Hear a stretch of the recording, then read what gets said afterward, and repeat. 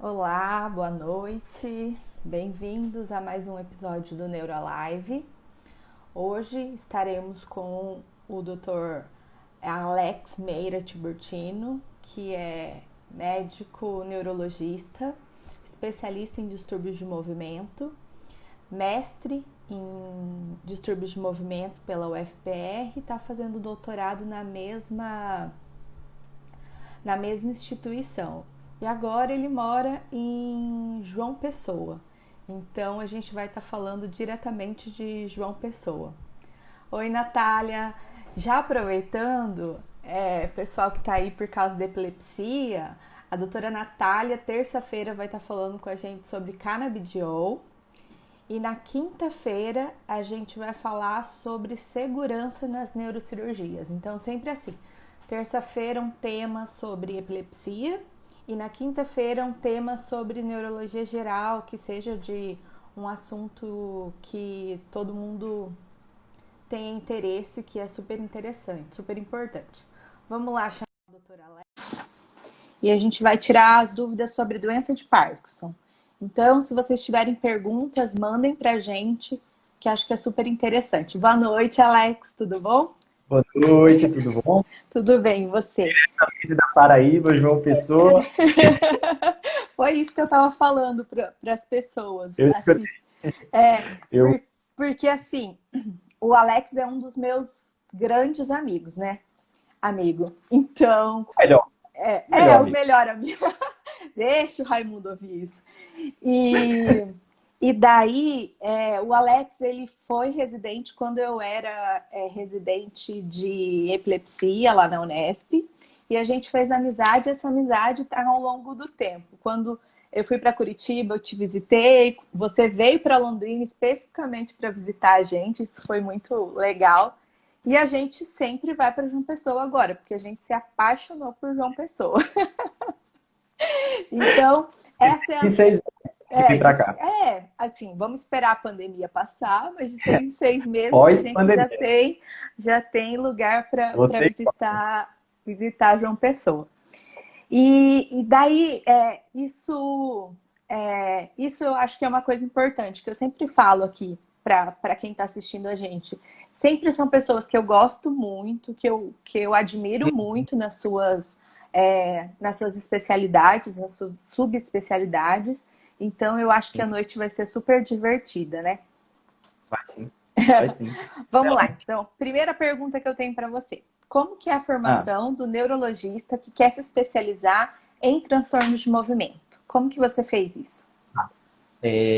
primeiro, assim, né, a gente faz medicina, 6 anos, depois faz neurologia, 3 anos, que aí eu fiz na Unesp, foi onde eu conheci a Elaine, né? Ela era residente de epilepsia, tentou me puxar para essa área, mas distúrbios do movimento já estava no meu coração há muito mais tempo. E aí, depois dos 3 anos de distúrbios de neurologia, aí a gente faz mais um ano de distúrbios do movimento, né? Tem cantos que é residência mesmo, tem canto que é só especialização, fellow, que a gente chama, que a pessoa trabalha como se fosse um residente, mas não é um horário integral como na residência mesmo, né? E aí teve esse ano a mais lá. Que aí foi quando eu fui para a UFPR e comecei meu doutorado, que eu estou terminando agora. Eu acho que eu falei uma coisa errada. Na verdade, você fez o seu mestrado na Unesp em, Na Unesp. é, em, Epilepsia. em epilepsia. Inclusive, eu estava na sua banca de mestrado. Então, Sim, como eu sim. falei isso? Como eu falei isso errado? Mas, enfim, essa foi. Estava É emocionada. muita Talvez isso emoção. essa lá. E me conta. Porque o movimento é a melhor área da neurologia. Aí você se emocionou muito, eu te compreendo. Ai, agora a gente vai discutir muito. O Tá. Alex, conta pra mim, o que que é transtorno de movimento? As pessoas estão falando, nossa, mas o que que é transtorno de movimento? Explica aí.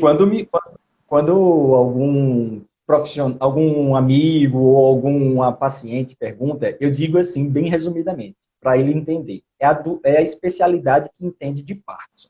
Porque das doenças que eu trato, a mais famosa é o Parkinson, que é o que a gente vai falar hoje, né? Mas tem outras doenças que são menos comuns. Doença de Huntington, doença de Wilson, tem ataxias espinocerebelares. tem doenças que é chamada de mioclonias, tem espasticidade, que é sequela do AVC, e a gente dos distúrbios do movimento também é especialista em aplicação de Botox para corrigir movimentos excessivos, né? Então, tem paciente que tem uma movimentação excessiva por algum motivo e que pode se beneficiar do Botox. Espasmo hemifacial, torcicolo, que é a distonia, né? A gente tem uma vez na vida, tem paciente que tem 24 horas por dia, durante toda a vida, um movimento distônico. Então, isso daí a gente consegue resolver com Botox. Então, a minha área é uma área, assim, de doenças mais raras, né? Muitas delas genéticas mesmo, então, e a mais conhecida é o Parkinson.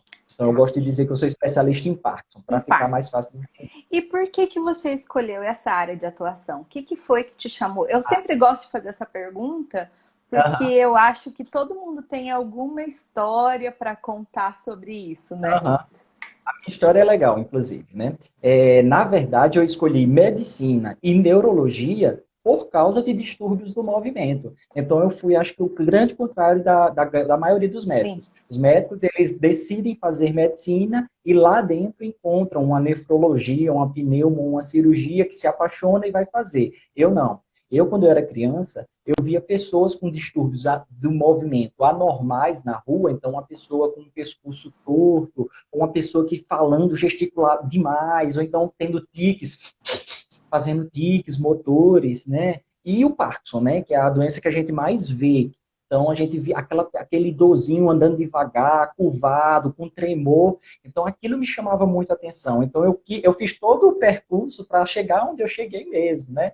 Então, eu gosto muito de ensinar e gosto muito de distúrbios do movimento. Então, eu tive que fazer medicina, tive que fazer neurologia para fazer isso daqui. E agora estou fazendo doutorado para poder ensinar, que é o que eu mais amo fazer na vida. Ensino e pesquisa. Isso é uma pessoa que tem um objetivo, né? Então... Aos 6 anos de idade, eu decidi que eu queria tratar Parkinson. Então, muito legal, Alex. É uma história muito bacana mesmo. E daí, eu queria que fala pra gente o que é doença de Parkinson. Tá. Então, a doença de Parkinson ela é uma doença neurodegenerativa, ou seja, vai afetar as células específicas no cérebro que vão começar a morrer, tá? E isso vai causar uma tríade de sintomas clássica, tá? Então, o sintoma principal da doença de Parkinson é o sintoma motor de bradicinesia, que é lentidão dos movimentos. Eu peço para o paciente fazer assim, ó, grande e rápido, o paciente ele só consegue fazer lento. O paciente, ao invés de piscar 10 vezes por minuto, ele pisca 6 vezes. Ele deglute menos a saliva, então a saliva escorre. Então, a lentidão do movimento é o grande marcador. Ela pode estar associada com rigidez do movimento, e aí a gente sente a rigidez fazendo movimentos no paciente. Quando eu vou fazer, o movimento não é livre, ele é um movimento rígido, literalmente. Ou associado com um tremor, que tipicamente é um tremor de repouso. O paciente está parado e o tremor está lá, aparecendo, né? Então, isso é a doença de Parkinson. Ela tem uma evolução ao longo dos anos que a gente sabe mais ou menos como é que funciona. Então, eu sei que vai começar assim, vai evoluir nos primeiros 5 anos de tal jeito. A partir de 5 anos, a medicação vai ficar difícil de manejar. Depois de 8, 10 anos, começa a afetar um pouco a memória, começa a ter alucinações, começa a ter outros sintomas, tá? Só que muito antes disso, o interessante da doença de Parkinson é que muito antes da gente iniciar os sintomas motores que dão o diagnóstico, então, para eu diagnosticar, eu preciso ter a bradicinesia, o paciente tem que estar lento. Mas quando eu converso com ele, eu pergunto assim, como é que ele viveu os últimos 10, 20 anos, ele descreve sintomas que são típicos desses pacientes. Então, é um paciente que tem um intestino que funciona mal, é um paciente que já estava há 10 anos tratando depressão, não é que a depressão causou, é porque já estava apresentando sintomas, tá? É um paciente que durante os sonhos ele se movimenta, ele está lá sonhando, o normal é todo mundo sonhar e estar imóvel, não consegue se movimentar durante o sonho. E as pessoas que vão desenvolver Parkinson nos 10 anos antes, elas se movimentam durante os sonhos. podendo machucar o punho, vai dar um murro durante o sonho, aí machuca a esposa, ou então bate na parede, fratura o punho, cai da cama, etc. Tem grande chance de se machucar, tá? Entre outros sintomas que ocorrem antes, mas a gente só pode dar o diagnóstico a partir dos sintomas motores. E era essa a minha próxima pergunta, né? O que que a gente pode fazer para identificar previamente? Mas não tem como a gente falar que uma pessoa que está intestino preso e Não tem tem. depressão Não, vai não. ter. Exatamente. Vai ter muita gente com idoso ou jovem que tem intestino preso, que tem esses movimentos, que tem depressão, mas que não vai desenvolver o Parkinson. A gente sabe o contrário. Quando a gente diagnostica o Parkinson e a gente olha para trás, a gente vê que tem esses sintomas presentes nos últimos 10, 20 anos desses pacientes. Então, até 10, 20 anos antes de começar a rigidez, pode começar esses sintomas. Então, é muito tempo antes para a gente começar a pensar, né? Esses sintomas, e aí é interessante, aquelas partes do cérebro que estão morrendo, quando ela começa a dar os sintomas motores, elas já morreram cerca de 60 a 80%. Então já aconteceu muito tempo de doença antes, que a gente não tinha sintoma motor, que o corpo conseguia não se manifestar na forma da parte motora, só com essas outras manifestações, que a gente não pode dar diagnóstico, né? Antes, durante muito tempo. E aí tem uma coisa interessante em relação aos sintomas, esses movimentos durante os sonhos, eles são muito ligados a doenças neurodegenerativas, não só o Parkinson, mas algumas outras menos famosas, tá? É o grupo de doenças, elas se agrupam, são um grupo só de doenças que tem em comum um mecanismo fisiopatológico, né? O motivo de por que as células morrem, e aí elas tipicamente evoluem com muito antes dos sintomas motores, dos sintomas que dão diagnóstico, de ter esses movimentos durante os sonhos. Então a gente tem que ter muito cuidado com o idoso que se movimenta durante os sonhos. Tem que acompanhar esses idosos. Ó, Isadora perguntou aqui: existe uma frequência maior em homens ou mulheres da doença de Parkinson, Alex? Existe uma frequência um pouco maior nos homens, né? Mas assim é bem discreto esse aumento. Tá. E você falou assim que a principal característica é a rigidez. Então, pode A ser que. bradicinesia, a Bradicinesia, lentidão do a movimento. lentidão, sim. E daí, então, pode ter paciente que tenha Parkinson e não tenha tremor, porque isso é um senso comum, né? De que Parkinson é tremor. Então, eu queria que você falasse isso Quando a pra gente, gente. quando a gente conversa com uma pessoa, um paciente ou um leigo, eles associam, até meus alunos também. Quando eu chego na aula de Parkinson, eu faço, qual é a característica que lembra vocês do Parkinson? Todo mundo responde, tremer, aquele paciente que treme. E ela não é a característica principal, é a lentidão dos movimentos que é a característica principal, que pode estar associada com o tremor, ou com a rigidez, ou com os dois, para eu fechar o diagnóstico da síndrome parkinsoniana, tá? Então, eu vou ter pacientes que têm a lentidão dos movimentos e que tremem quando estão parados, né? E eu vou ter pacientes que têm a lentidão de movimentos e que são rígidos nos movimentos, quando a gente vai testar os movimentos deles. E vai ter paciente que vai ter as três coisas: a lentidão dos movimentos, a rigidez dos movimentos e os tremores no repouso, tipicamente no repouso. Eu não sei se eu estou enganada, mas assim, eu acho que eu lembro de ter lido alguma coisa relacionado à mulher, quando tem doença de Parkinson, ela tem mais a forma rígida, e o homem, geralmente, quando tem a forma mais de tremor. Isso tem a ver ou não?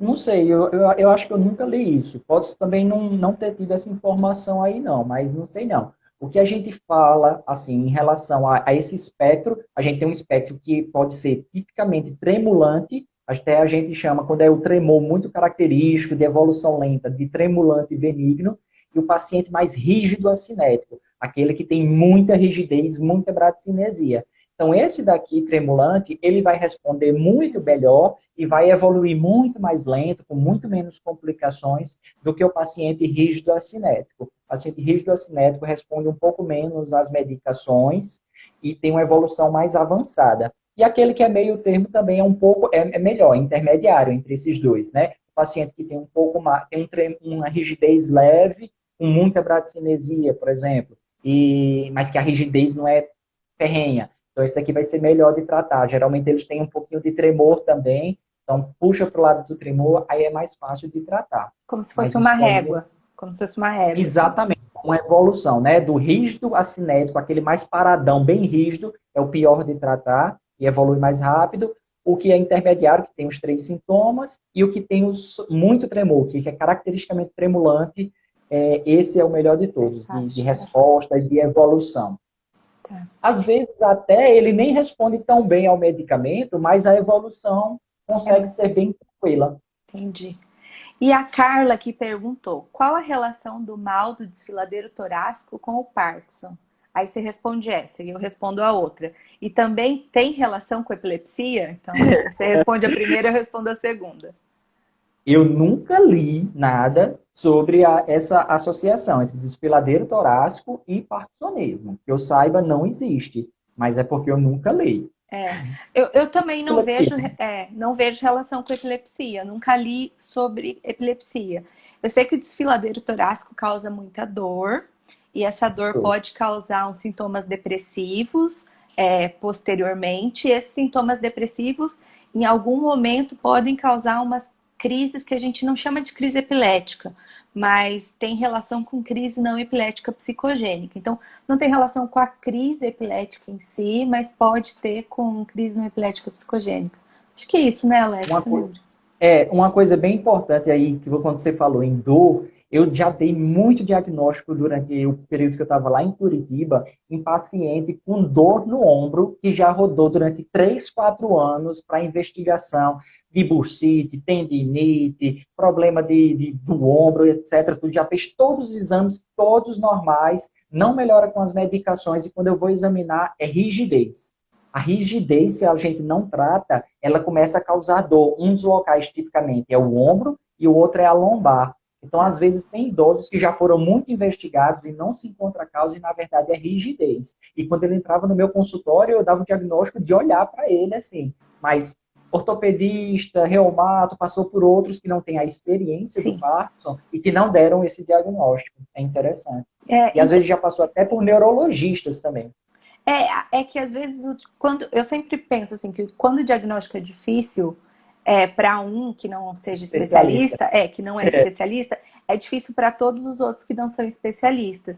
Então, por isso que é tão importante ter o contato com não só o neurologista, mas Todos. com o especialista da sua doença. Então, a gente sabe que tem especialista de tudo hoje em dia. Tem o neurologista que é especialista em epilepsia, o neurologista que é especialista em distúrbio de movimento, igual você, que é especialista em cefaleia. Então, é importante a gente procurar o melhor profissional que possa atender essa demanda.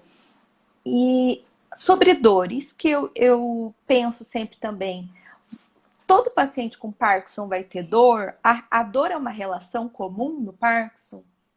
É uma relação comum. Não todos têm, mas uma quantidade bem aumentada vai sentir. E no Parkinson tem uma coisa assim muito interessante. Ele tem muitos sintomas. Para quem é especialista sabe, tem muitos sintomas na doença de Parkinson. Dor é uma delas. Se você chegar para o paciente e perguntar para ele aí, e aí, como é que tá como é que você tá? Você tá bem? Ele vai dizer, ele vai olhar para o tremor dele, como leigo, né? E vai dizer, não, tá bem, tô tremendo menos. Se você não pergunta mais nada, para ele, a sua pergunta foi como é que está o seu tremor, né? Mas, na verdade, a pergunta de como é que seu Parkinson está tem que ser como é que está o seu tremor, como é que está o seu intestino, como é que está a sua marcha, como é que está você está controlando o xixi, tem dor, está sentindo dor em algum lugar? Porque, às vezes, você examina a rigidez, não é tão importante, você não deseja aumentar a medicação, mas ele tem uma dor por causa de rigidez naquele membro. E aí, pela dor, você aumenta a medicação e ele fica livre de dor, sem tomar analgésico, sem tomar medicação para dor crônica, só com o aumento da medicação do parto. Se você diagnostica que é pela rigidez, então você só precisa aumentar a medicação. Eu acho que fazendo um paralelo com a epilepsia, é mais ou menos isso, né? Porque não É, basta para o paciente com epilepsia não ter crise, não é só isso que é exato. importante. É É, importante não ter crise, é importante o humor estar bom, é importante estar dormindo bem. Então, são vários aspectos que a gente tem que olhar a pessoa como um todo. Então, isso E é super efeito importante. colateral de medicação também, né? A Sim, gente tem, nós dois, eu e você, temos uma especialidade que nossas medicações, quanto mais a gente precisa aumentar as doses, é, mais efeitos colaterais a gente tem. Então, a gente tem que ter domínio de efeitos colaterais das nossas medicações e de outras medicações, de interações, para poder corrigir isso nos nossos pacientes. sim, perfeito.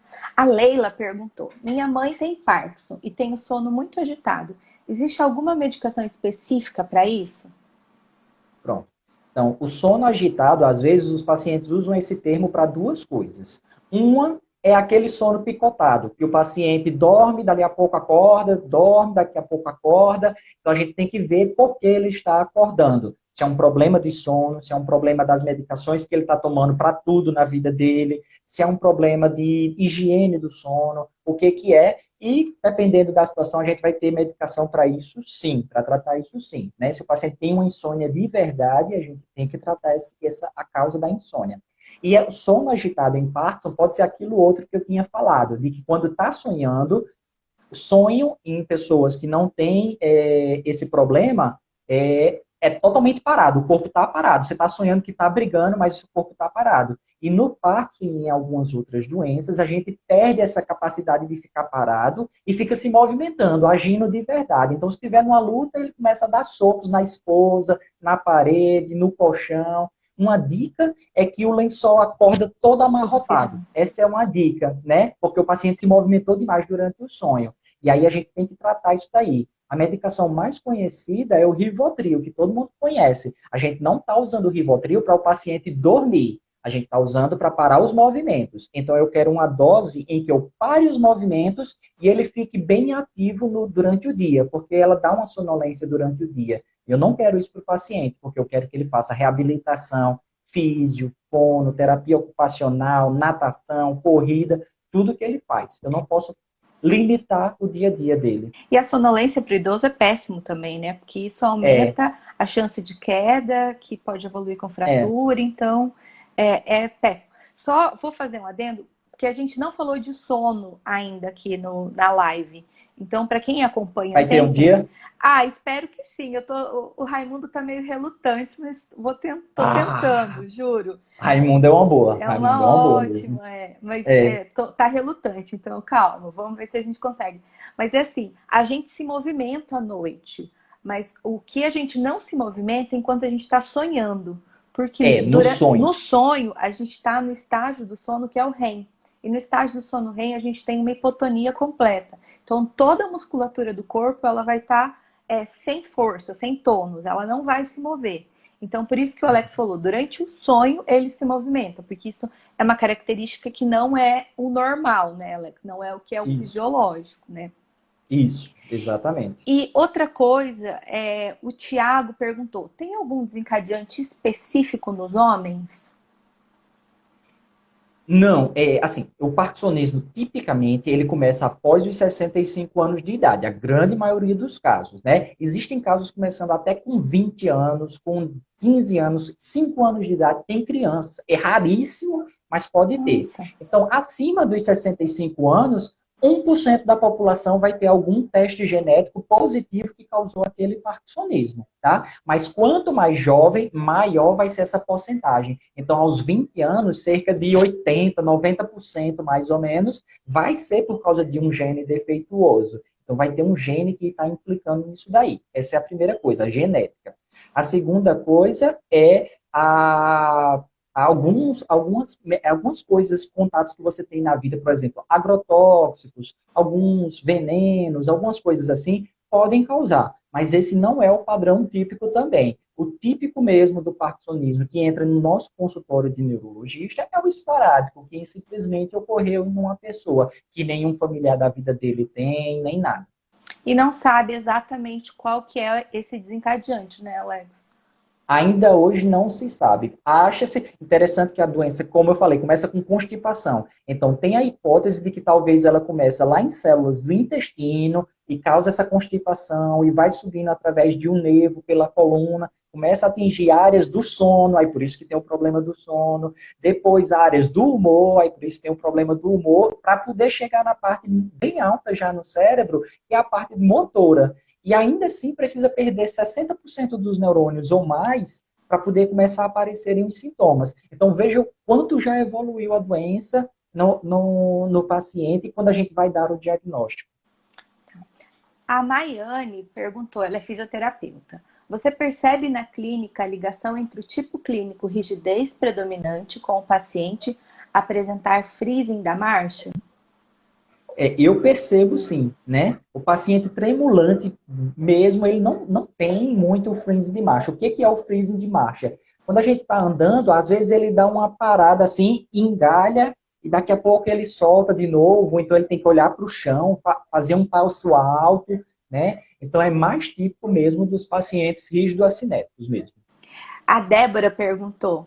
A Débora, você lembra, minha irmã?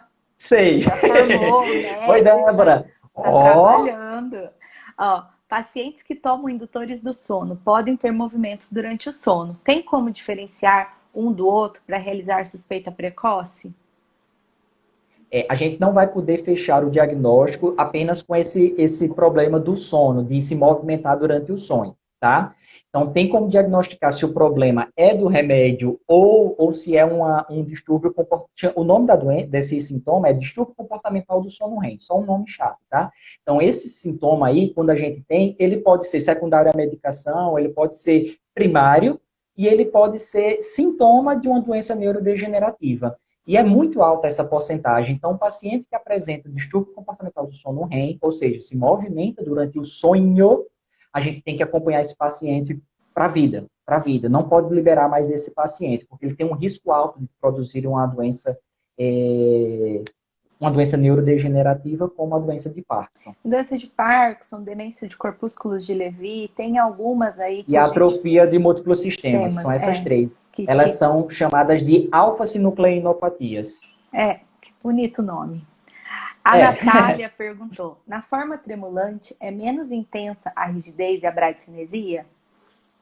sim, ela pode ser, né, na verdade. Então, é como eu falei, existe um espectro. Esse lado aqui, ó, é o lado que tem a maior rigidez e a menor quantidade de movimentos. E esse lado aqui, o extremo oposto, é o tremulante benigno, tá? Então, esse lado aqui é o paciente que ele vai começar após os 65 anos com pouquíssima bradicinesia, nenhuma rigidez e um tremor bem importante. Esse paciente ele vai ter uns sintomas muito, muito bons de tratar. A evolução dele vai ser leve, apesar de ser a mesma doença. Vai ser uma evolução leve, geralmente responde bem aos medicamentos. Se não responde, não se torna mais grave por causa disso. Então, um espectro do pior, digamos assim, tipo, para o melhor tipo. O melhor tipo seria esse daí. Mas a gente tem fases, a gente está falando aqui, né? A gente tem fases intermediárias que vai ter rigidez e vai ter tremor também, além da bradicinesia, que é essencial.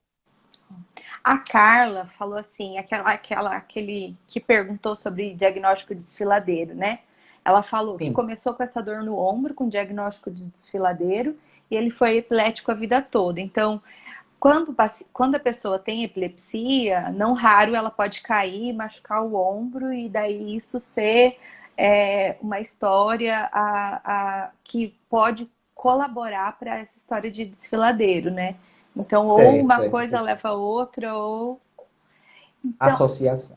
ou uma associação. E daí você falou para mim que nem toda doença de Parkinson tem tremor. E tem tremor que não é Parkinson? Tem sim, tem sim. Na verdade, o tipo mais comum de tremor não é o Parkinson, é o tremor essencial, né? A gente tem diversos diagnósticos de tremor. A gente poderia fazer uma live só sobre diagnóstico de tremor. O tremor mais comum, que é o distúrbio do movimento mais comum também, é o tremor essencial, que é o quê? É aquele tremor que ocorre no movimento, já não é mais no repouso. No repouso eu estou parado. Mas na hora que eu boto a mão aqui, aí eu tenho um tremorzinho bem fino e bem rápido, tá? Bem pequenininho e bem rápido. Quando vai escrever, treme. Quando vai apresentar um trabalho, pior ainda mais, e se torna bem visível o tremor lá, quando a pessoa fica fazendo movimentos, né? Esse sintoma, esse é chamado de tremor essencial, porque essencialmente era apenas o tremor a doença, não tinha mais nada. Hoje em dia a gente sabe que não, que continua com esse nome, mas tem poucas outras alterações neurológicas. Uma dificuldade na marcha, uma dificuldade na fluência das palavras, então são pessoas que falam mais devagar porque tem uma dificuldade na fluência da fala, tá? Mas assim, sintomas muito pouco incomodativos. Às vezes são sintomas, o tremor essencial, às vezes ele é muito importante a ponto de precisar de fazer cirurgias para resolver. Tá. E tem diversos outros tremores, tremor ortostático e por aí vai, tá? Mas os mais comuns, o segundo mais comum já é a doença de Parkinson mesmo. E todas essas doenças que você está descrevendo, qual que é o diagnóstico diferencial para uma doença de Parkinson? Então, aí a gente vê o tremor, e daí tem outras doenças que podem ter o tremor e que não são Tá, Parkinson, tem um tremor sim, sim, semelhante ao sim. Parkinson. Sim, entendi. Então, quando a gente tem sintomas da doença de Parkinson, então, primeiro, eu digo que esse paciente tem uma síndrome parkinsoniana, ou parkinsonismo. Ela tem a bradicinesia com o tremor em repouso ou a bradicinesia com a rigidez. Isso daqui é uma síndrome. Se isso é doença de Parkinson ou não, eu vou ver durante o acompanhamento, tá? 85% dos pacientes que entram no meu consultório, no consultório do neurologista, são de fato doença de Parkinson nessa síndrome, certo? Quando eu digo que tem a síndrome parkinsoniana. Mas tem 15% que não. Pode ser secundários a uma infecção, a um tumor, pode ser secundário a outras coisas. E tem algumas outras doenças neurodegenerativas, que são 4, com os nomezinhos bem estranhos, tá? Que podem também ser essa síndrome. Mas aí como é que eu vou desconfiar? Então, nos primeiros 3 anos, a gente não dá o diagnóstico de doença de Parkinson. A gente dá o diagnóstico da síndrome parkinsoniana, tá? Por quê? Porque podem aparecer sintomas dessas outras 4 doenças neurodegenerativas que eu estou falando, tá? Então, o paciente com doença de Parkinson só desenvolve demência com 15, 18, 20 anos. Então, se ele desenvolve no primeiro, segundo ano, isso não é doença de Parkinson, tá? Se ele começa a ter quedas no primeiro, segundo ano, isso não é tipicamente doença de Parkinson. Então, tem alguns sintomas que a gente só espera muito tardiamente na doença, e ocorrendo nesses 3 primeiros anos, a gente vai dizer, opa, talvez isso não seja doença de Parkinson, tá? E aí, outra coisa que falar a favor da doença de Parkinson é a assimetria. Tipicamente, um lado vai estar melhor do que o outro. Geralmente, o lado dominante, então eu escrevo com a mão direita, a minha mão direita geralmente é pior. Mas tem gente que é o contrário, o lado esquerdo é pior, não tem problema. Isso de ser assimétrico fala a favor de ser a doença de Parkinson. Outra coisa que fala a favor é, depois de 5 anos de tratamento, começar a ter complicações que a gente maneja, são complicações esperadas, que a gente maneja na doença de Parkinson. Isso fala muito a favor das doenças, de ser realmente uma doença de Parkinson. E o fato de não ter esses sinais que falam a favor das outras doenças. Sim. E responder a Mas tem. levodopa fala Também também. é outra coisa boa. Quando responde muito bem a levodopa, o paciente chega lá bem rígido, bem travado, você dá uma dosezinha baixa inicial e ele, puf, solta os movimentos muito bem. Isso fala a favor de ser, de fato, a doença de Parkinson. E tem alguns casos desse parkinsonismo atípico que no começo melhora com Parkinson? Você também vê isso? Tem também, tem. Tem casos que melhoram com a doença, com a levodopa, aí depois de 2, 3 anos já começa a não ter uma boa resposta, ou depois de 1 ano até. Tem os casos que começam assimétricos, e aí 2 anos depois é que vão ficar simétricos, ou então segue assimétrico também, tá? Por exemplo, degeneração córtico-basal é tipicamente absurdamente assimétrico. Aí ela já chama a atenção por ser absurdamente assimétrico. Esse lado é médio, mas o outro lado está totalmente travado com a mão parada, que ele não consegue usar a mão mais. Aí isso chama a favor da degeneração córtico-basal. Então, tudo pode começar parecendo Parkinson e se transformar depois, e também o inverso. Já pode começar totalmente diferente do Parkinson, e você dizer, muito dificilmente isso daqui vai ser doença de Parkinson. Mas o E tratamento vai ser igual, né? vai Você ser vai usar as igual. mesmas Você medicações. vai A resposta é que vai tentar, ser pelo diferente. menos. E a evolução Isso, vai acabar te ajudando a saber o que, que é e podendo dar prognóstico. Então, por isso que eu acho que exatamente. o acompanhamento é extremamente importante, né? Não dá Isso, isso. para ver o paciente uma vez a cada ano, uma vez a cada 2 anos, isso não tem como. Não dá. A Sana H1 me pediu, podem falar de alterações sensoriais no paciente com Parkinson? Temos visto repetidamente pacientes com essa clínica em membros inferiores e o que os incomoda muito. Bem que você falou, para falar de Parkinson, 5 horas é pouco. Não, É pouco. exatamente. A gente vai ter muitos sintomas. São muitos sintomas. Foi a Sandra. É Foi Sandra foi que Sana, falou? Sana. Tá. Eu acho que é uma fisioterapeuta muito boa que tem aqui em João Pessoa, tá? Então, as alterações sensitivas de membros inferiores, a gente pode ter tanto polineuropatia, problema nos nervos mesmo, né? Como a gente pode ter alteração sensitiva por causa do problema lá no cérebro mesmo, tá? Geralmente não são tão precoces, mas a gente começa a ter sintomas sim. E aí os tratamentos e também do mesmo jeito que tem milhares de sintomas a doença, cada sintoma desse é tratado de uma forma diferente. Então, a gente tem muito remédio para utilizar no Parkinson, ou trocar medicação para poder pegar melhor um outro sintoma também, e fora que a reabilitação é essencial. Então, eu digo assim, ó, geralmente, para sintomas que são centrais, então, fala, marcha, equilíbrio, são sintomas centrais.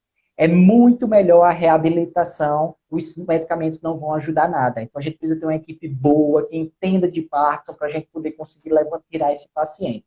E é dia a dia. Ele tem que investir dia a dia. Não pode ser uma fisioterapia na semana, tá? E os sintomas mais apendiculares, então a rigidez, o tremor, então esses vão responder melhor às medicações. Então, a gente precisa, assim, de uma equipe multi. Então, o paciente vai engasgar, a gente precisa de fono, aí o paciente vai ter problemas motores, a marcha é ruim. A marcha não responde a medicamento. A marcha é fisioterapia e acabou. E ainda mais, fisioterapia boa que entende de tratar a marcha de Parkinson, como a Sandra, que eu estou pensando, entende. Não é todo mundo aqui que entende, não é todo físio, eles não saem da formação deles com essa formação. Se eles não passaram por um centro que entende de Parkinson para aprender que é diferente o tratamento, eles vão fazer um tratamento diferente, como se fosse, por exemplo, para AVC. E não funciona. O tratamento de AVC não funciona para paciente com Parkinson. Semana passada a gente teve aqui na live a fisioterapeuta neurofuncional e ão falou exatamente isso, que é um tratamento diferenciado, que a formação é diferente, então que Sim. precisa mesmo ser mais específico. E daí estão fazendo bastante perguntas sobre tratamento. Queria que você falasse primeiro sobre como uma geral sobre o tratamento e daí eu faço para Tá. você as perguntas que eles estão colocando aqui. Tá, ok. Então, assim, é ótimo quando a gente tem na medicina uma doença que tem um remédio só para tratar. Isso significa que esse remédio é muito bom, sabe? A gente não precisou desenvolver outro, então tá ótimo, né? Quando a gente tem uma doença que tem 20 medicamentos para tratar, é porque nenhum deles resolve a doença mesmo, os sintomas da doença, tá? Então, a principal medicação que a gente tem para tratar os sintomas motores do Parkinson chama Prolopa, tá? Levodopa, mas o nome comercial mais famoso é o Prolopa. Tem outras marcas também, tá? Essa daí vai melhorar os sintomas motores. E a gente tem diversas medicações que ajudam o Prolopa. Então, para qualquer paciente que a gente tenha, que seja jovem ou idoso, em qualquer fase, a gente tem que dar Prolopa para ele, porque é a melhor medicação que vai existir. O Levodopa, melhor dizendo. Tá? As outras, elas são auxiliares, então elas vão ajudar a aumentar a disponibilidade da levodopa, ela vai ajudar a estabilizar melhor a concentração da levodopa, e aí são diversas outras medicações. Fora os outros sintomas. Então, o paciente se movimenta durante os sonhos, aí tem o clonazepam, que é o famoso Rivotril, o paciente está com engasgos, tem que fazer fonoaudiologia, ele tem que fazer reabilitação também, né? E para cada outro sintoma, constipação, a gente vai tratar constipação com outros medicamentos completamente diferentes. Participação da nutrição, participação da fonoaudiologia, participação da família, que tem que estar ativamente entendendo tudo que a gente está conversando, tem que estar assimilando, e não sendo necessário tudo que a gente conseguiu fazer sem medicamento, aí tem opções terapêuticas de medicamentos para ajudar a tratar o intestino preso do paciente com Parkinson e por aí vai. Ó, a Maiane perguntou, falando em medicações, nos estágios iniciais da doença, a maior evidência científica é já entrar com levodopa ou é consenso administrar agonistas dopaminérgicos inicialmente? Isso. Isso. Antigamente, foi feito até um estudo, certo, Maiana? Antigamente tinha essa ideia de que a levodopa, ela aumentava a velocidade da doença de Parkinson. E isso não existe, tá? Então, o que é que se fazia? Pacientes jovens, eu não vou entrar logo com a levodopa, porque eu preciso deixar a doença mais devagar e depois eu entro.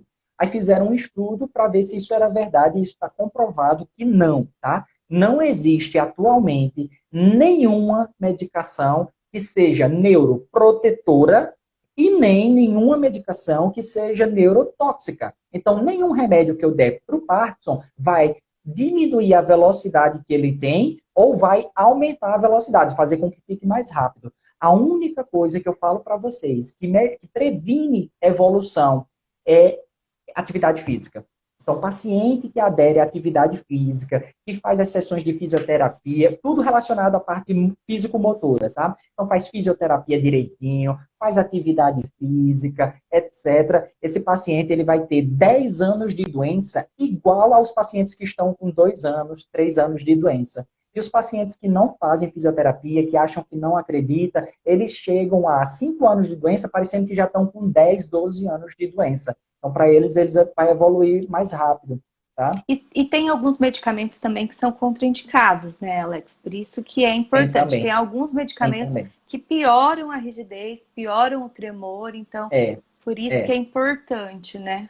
Isso. Tem algumas medicações para equilíbrio, como, por exemplo, aqueles famosos remédios para labirintite. Não vou citar nomes aqui, mas eles, costumeiramente, eles podem até causar os sintomas de Parkinson em quem não tem Parkinson, tá? Então, o paciente começa a ter sintomas de Parkinson.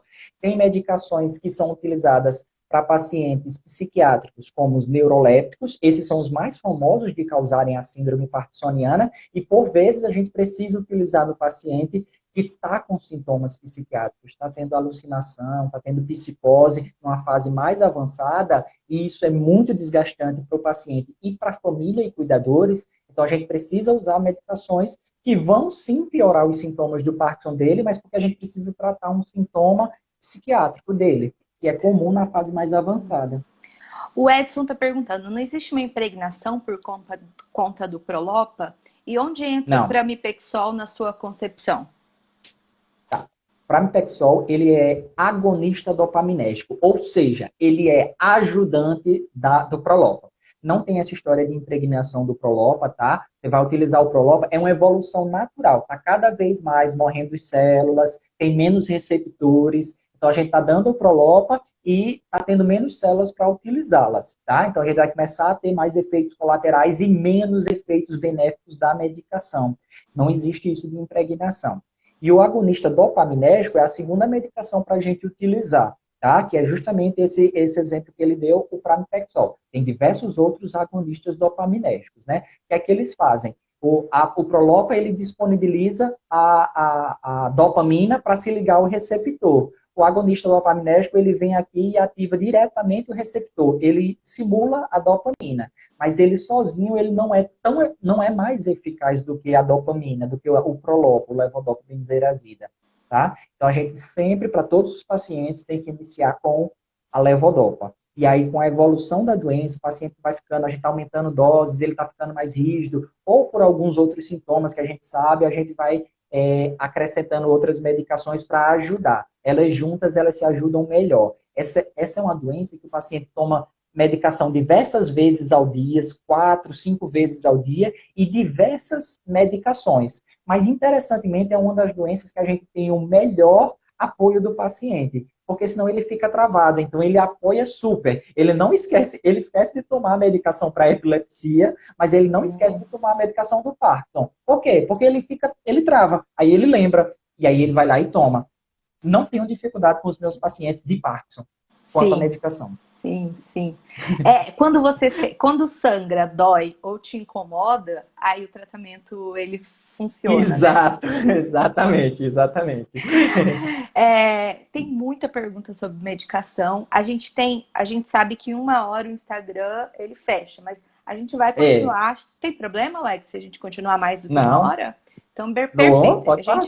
Vamos mandar. 5 horas hoje, vamos separar 5 horas Cinco hoje. horas, então tá. Porque daí a gente consegue responder todo mundo, eu acho legal. A Show de bola. Maiane falou aqui, ó. Fala um pouco sobre os diferentes tipos de Prolopa.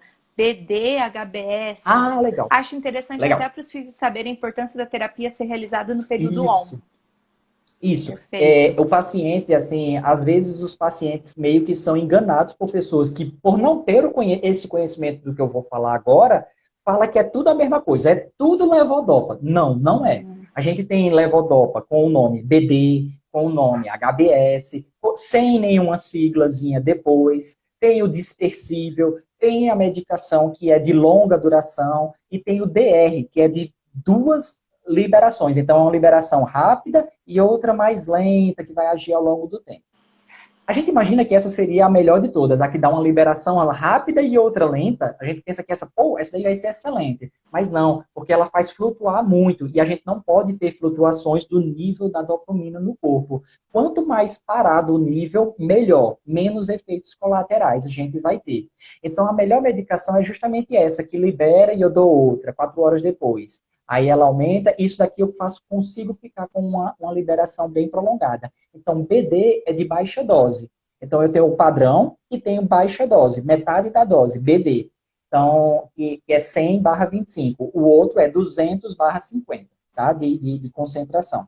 O HBS é aquele que é de liberação lenta. Então, para que eu uso? É só a lenta. Para que eu uso? No período noturno. O paciente tem dificuldade de se virar na cama, tem dificuldade de se levantar para ir ao banheiro. Ele não vai tomar um Prolopa no meio da noite e esperar dar efeito para isso. Não. Então, ele toma no HBS antes de dormir e aí passa a noite toda razoavelmente bem para se movimentar. E o DR é o que eu menos utilizo. A gente vai utilizar com pacientes mais problemáticos com as dosagens. Eu tenho muito pouco paciente que precisa ir para essa daí. Geralmente na fase inicial, vai responder muito bem. Na fase inicial, qualquer coisa que você der, o paciente vai responder bem. Então, é uma boa hora para você usar o DR também. Mas eu não começo geralmente, não. Então, são diversos tipos de levodopa, cada uma tem uma função diferente. E aí, o melhor momento, como a Elaine pediu para eu lembrar, de fazer as fisioterapias é quando já se passou mais ou menos 40 minutos das tomadas do Prolopa. Então, o paciente tomou o Prolopa de 1 hora da tarde, começar a fisioterapia bom será de 2 horas da tarde, 1 hora depois, porque ele vai estar com os movimentos bons para responder às requisições que o fisioterapeuta faz. Se o fisioterapeuta chegar de 1 hora da tarde, que ele vai estar já acabou o efeito anterior da medicação, aí ele vai estar num efeito ruim para ele fazer fisioterapia. Sim, sim. E uma coisa que os pacientes sempre chegam no consultório e perguntam, Alex, quanto tempo leva o tratamento? Então, é uma doença neurodegenerativa, né? Então, é uma doença que vai durar para a vida toda, vai ficando, infelizmente, cada vez pior. Claro que se a gente fizer fisioterapia, se a gente fizer atividade física, isso vai barrando, vai tornando mais lento, mas não vai parar tratamento, tá? Então, tipicamente, as doenças neurológicas, elas são doenças que a gente vai acompanhar para a vida toda o paciente. Inclusive, fisioterapia, fonoaudiologia e etc. Não é dessas terapias, né? Essa semana eu estava conversando com uma fisio amiga minha, e aí ela falou que os médicos dão alta da fisioterapia. Não tem que dar alta de fisioterapia, não existe isso. Quem dá alta, quem vai dizer que o paciente não tem mais o que tratar fisioterapicamente falando, é o fisioterapeuta. Então, nós neurologistas não damos alta. Quanto mais, melhor. Se o paciente fizer 2 vezes ao dia, todos os dias, para nós, é ótimo. Melhor. Geralmente é o paciente que se dá alta, né? O paciente fala, Também. não Esse é quero um mais problema que a fazer. gente encontra. Ele não consegue entender o benefício que ele tem, e aí talvez ele pode, se ele tiver um cognitivo bom, ele vai perceber que ele caiu X ao longo dos últimos 3 anos fazendo fisioterapia e caiu 3x dentro de 1 ano, agora que ele largou a fisioterapia. Se ele perceber isso, ele no instante ele volta para a fisioterapia. Sim. E de demência, fizeram uma pergunta de demência, mas daí eu vou fazer, eu não sei se eu faço a sua propaganda, porque vai ser bem no horário da minha live. Então, eu acho que eu não quero fazer.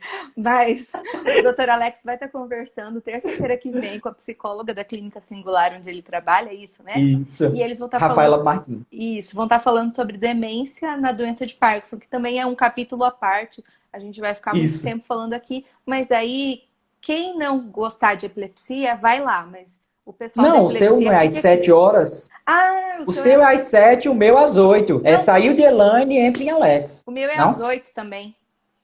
Eu vou botar às 7, então. Aê, Alex! Só para não bater horário. Isso Então, a aí. semana que vem, 7 horas, pessoal. Primeiro, o tema mais importante, que é demência na doença de Parkinson. Depois, epilepsia. Tá bom. E existem alguns casos que tem cura Não de tem. doença de Parkinson? Doença de Parkinson, não. Não. Não tem.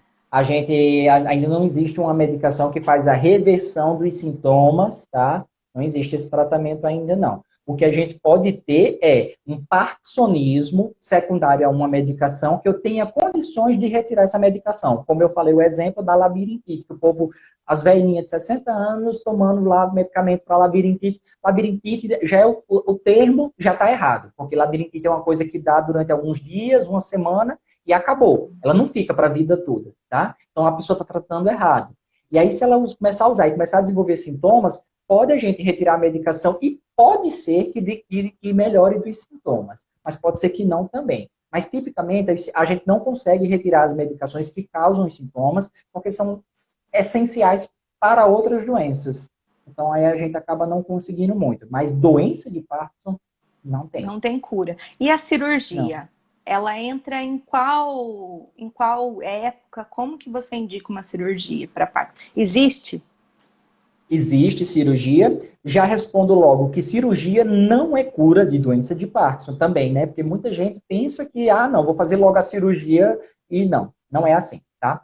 Então, de 100, vamos supor, de 100 pacientes que eu acompanho, só 10 podem estão no tempo correto para serem submetidos a uma cirurgia que vai melhorar os sintomas dele, tá? Desses 10, mais ou menos 9 vão ter contraindicações. Então, para vocês terem noção, estou falando de uma forma para o leigo ter noção, de 100, um vai ser de fato submetido ao procedimento cirúrgico, tá? Então, 10 tem indicação, mais 9 tem contraindicação, só sobra um dos 100 totais, tá? Então, ela tem um tempo correto, o paciente tem que ter ali após os 5 anos, quando começa a ter os efeitos colaterais da medicação do levodopa, tá? Mas eu tenho que ter efeitos muito bons com o levodopa para eu fazer a cirurgia. Por quê? Porque a cirurgia vai fazer exatamente o que o Prolopa faz, o que o levodopa faz. Nada a mais e nada a menos. Muito pouquinha coisa a mais e algumas coisas, algum pouquinho a menos. Então dá exatamente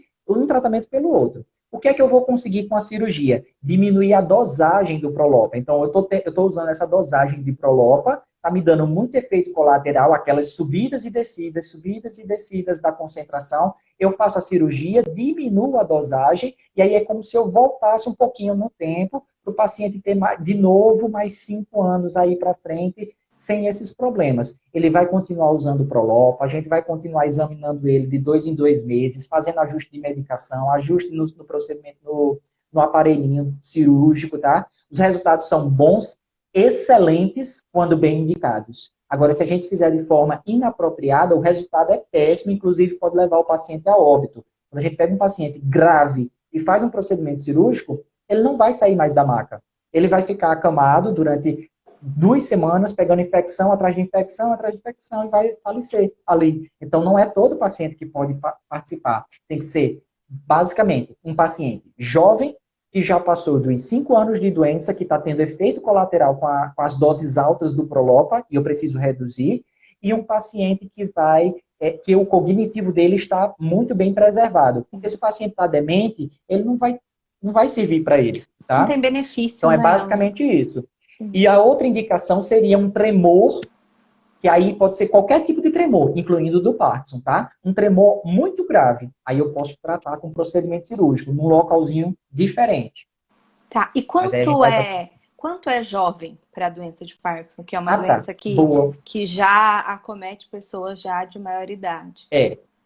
Não, não, para cirurgia não existe isso de idade, não. Abaixo dos 70 não se faz. Na maioria dos locais, coloca assim, recomendável não fazer abaixo dos 65 ou abaixo dos 70 anos, mas isso é uma seleção do médico. Imagina que você pega um paciente que está com 80 anos de Parkinson, que é um médico trabalhando na ativa, escrevendo artigos, e ele está tendo esses efeitos colaterais. Pô, o cognitivo do cara tá ótimo, ele está na fase correta, só por causa da idade eu vou contraindicar, ele não tem nenhuma outra comorbidade, não é hipertenso, não é diabetes, não é nada, não está tendo alucinações, nada. Então a gente pode fazer como exceção? Pode. Mas então, tipicamente, é feito abaixo dos 65, alguns cantos 70, alguns cantos 60, mas essa é a faixa abaixo disso daí, tá?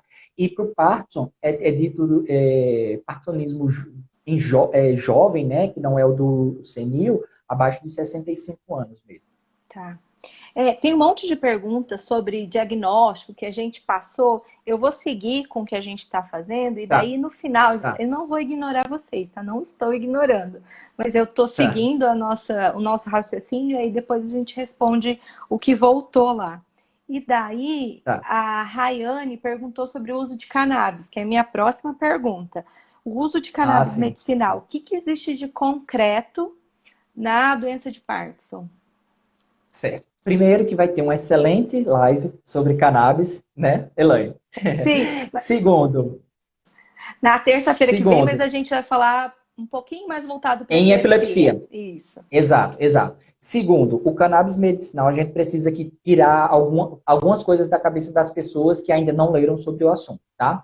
Dentro da planta do cannabis, da cannabis sativa, existem inúmeras substâncias, inúmeras. Duas das principais dessas substâncias são o tetraído-canabidiol, que é que dá os sintomas do barato e tudo mais, e o canabidiol, tá? O canabidiol, ele não tem esses efeitos no barato, tá? Então, em estudos em laboratório, que aí a gente não pode extrapolar para as pessoas, para a clínica, em estudos em laboratórios, a gente já foi demonstrado efeito antioxidante, anti-inflamatório, antipsicótico, vários efeitos que são muito bons. Aí a gente está na fase agora de começar a estudar nas pessoas se de fato esses efeitos correspondem com a clínica. É a mesma coisa que a gente está vendo contra a cloroquina. A cloroquina no laboratório, ela mata o SARS-CoV, mas não tem um estudo demonstrando que ela mate nas pessoas, tá? O vírus nas pessoas. E aí a Talvez mesma coisa com o mate as canabidiol. pessoas, né? Também, Porque também. o, Efeitos colaterais então, o graves. Covid já tem ação no sistema cardíaco, causando arritmias, e a cloroquina aumenta, alarga o intervalo que é, impele, PT e a azitromicina também pode pode acontecer também. isso. A gente vai, Principalmente associadas. sim, a gente É. vai ter uma live super legal com um farmacêutico, que ele vai Ah, falar pra bacana. gente como surgem os medicamentos, que ele fala que nem Ah, legal. sempre a plausibilidade no laboratório Isso. significa que vai funcionar No no organismo. biológico, exatamente. É, é. Então, isso é uma coisa muito importante mesmo da gente quando a gente está pensando em qualquer tipo de doença, né, Alex? E aí a gente está nessa fase de começar a conhecer. Eu acredito demais que a gente vai ter muita coisa. Como a doença ela tem 30 sintomas, a gente vai encontrar muitas coisas que vão dar certo o canabidiol. Então, não existe comprovação para sintomas motores. A gente já consegue ver pelos estudos atuais que a parte motora não está melhorando muito. A gente consegue já ver que a parte dos problemas do sono, com estudos com muito poucos pacientes, a gente precisa ampliar ainda. Esse é o problema, ainda está sendo feito com 8 pacientes, 4 pacientes. Então, o que precisa agora é observar esse estudo e fazer um grande estudo. Então, a parte do problema do sono, que a gente já conversou, isso daí resolveu em alguns pacientes. Então, eu acredito que sintomas antipsicóticos também vai ser uma boa pedida para o canabidiol.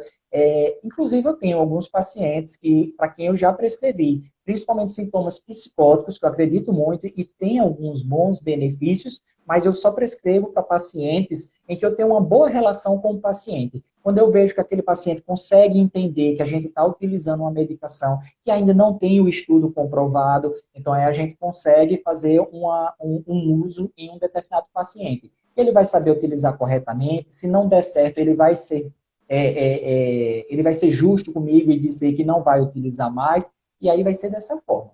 Tá. Então é um futuro brilhante, na minha opinião. E assim, mas o que a gente precisa é respeitar o processo que todas as medicações. De todas, exato. Isso. A gente não é que essa medicação tá tendo que obedecer porque a indústria farmacêutica está contra. Não, porque todas as medicações elas necessitam de uma avaliação minuciosa, porque já aconteceu de medicações irem para o mercado, para a farmácia, e terem que ser retiradas da prateleira porque elas faziam muito mais mal do que bem. Exato. Ó, vou ter que Exato. encerrar essa live, porque antes que acabem com a gente, eu vou abrir de novo e te Tá, chamo de novo, tá bom? tá. Você Então, anotou as perguntas aí? já anotei tudo rapidinho aqui. Tá. Espero que eu Valeu, lembre. Se valeu. eu não lembrar, eu chamo.